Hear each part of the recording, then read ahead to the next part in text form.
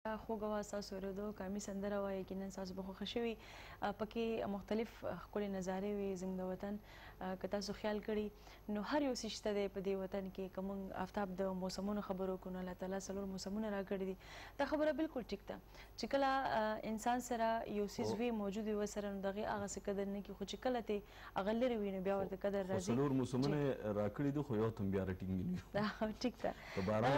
په باران کې هم ساه ډوبئ جی تاسو دا خو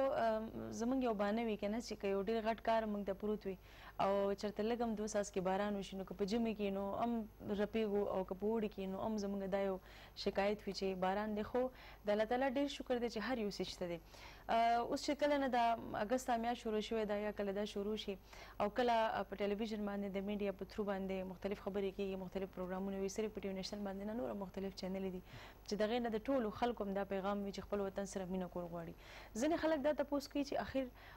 موږ څنګه لکه په ځانګړي حیث باندې موږ څنګه مینه کولی شو نو یو خو په شروع کې چې کومه خبره ما او تاسو کړې وه د خپلو د رویو خبره وه بله دا د آفتاب چې خاص موقع په دې ټول کال کې که موږ وګورو یو د روژې په شکل کې یو موقع انسان ته ملاویږي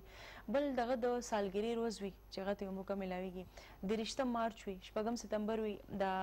14 اګست وي دغسې خاص موقع داسې دي چې په دې باندې اسیم پکار ده چې نور خلکو سره موږ ښېګړه کړو لکه مثلا زموږ په ګاونډ کې چېرته یو داسې غریب کس دی چې موږ یې پام توګه خیال نه ساتو نو په داسې موقعو باندې په خاص ورځو کې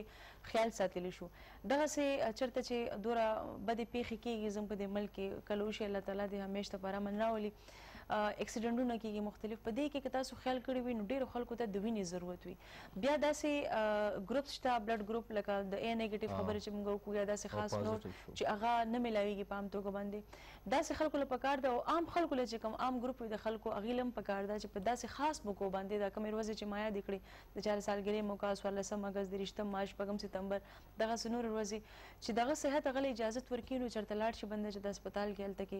بلډ چې کوم دی خپل وینه چې کوم دی هغه ډونیټ کړي چېرته به هم د انسان په کار راځي که نه او د دې فایده هغې انسان ته په دې شکل کې ده چې دغه کم از کم ټسټونه وشي هغه ټسټونه چې کوم هغه په عام توګه باندې نه کړي هغه په مفته کې دغه هغه ټسټونه هم وشي نو هغه ته دا هم پته ولګي چې څه مرض خو ورته نه دی او بل چا ته وینه هم میلو شي 3 میاشتې خو هسې هم دغه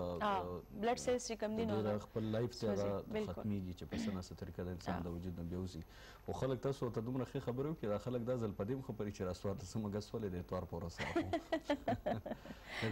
چوټۍ ته دغه دي که نه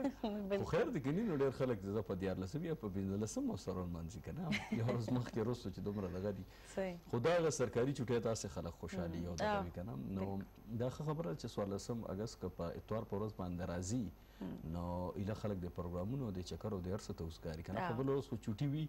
خو د اتوار دا روز چې سپیشل بیا دغه ته کېږي او بیا سرکاري هفته هم چوټي وي د خلکو که نه د جمعې په ورځ هم د وخته چوټي کېږي بالکل نو 2 نیمې چوټیانې شي او که نور انسان هېڅ هم نشي کولی صرف پړه کې د دومره خبره خو راولي هغه دعا او یا هغه نفلونه کول د پاکستان د سربلندۍ دپاره یا پرمختګ دپاره یا د خپل قام ولس دپاره نو هغه بیله خبره ده خو دومره خو چې د سرکاري املاکو لږ غونته خیال ساتي که نه چې یاره دا املاک هم زمونږ د دغه نه جوړېږي او روتې د ټکسونو یو شکل دی او موږ ته دغه کېږي نو ولې نقصان رسوم که زه ټکس نه ورکوم او بل ورکوي خو هغه د سرمنوتې دي نو ولې زه یو شي له داسې بالکل ډېرې خبرې دي پکار چې هغې ته ښه هغه ورکړو چې یاره دا زما دغه دپاره دي د کار لپاره دي نو بالکل شته دی ډېرې داسې خبرې دي قدمونه وړې وړې چې هغې کې واقعي که موږ په هغې باندې عمل وکړو څنګه چې آفتاب تاسو ته خبر وکړله یا مختلف نور خلک په مختلف چینلو باندې کړي که په هغې باندې موږ عمل وکړو نو ډېر څیزونه چې کوم خراب دي هغه ټیک کیدی شي ستاسو ډېره مننه چې تاسو موږ سره یې خو دې وخت کې یو ډېر بل ښکلی پروګرام دی د 14 اګست په حوالې باندې یو مشاعره ده هغه تاسو وړاندې کوو د دې پیش کوونکی دی فاروق مومند او د مشاعرې نوم دی ګرانه وطنه زما راځئ چې دا وګورو بیا واپس راځو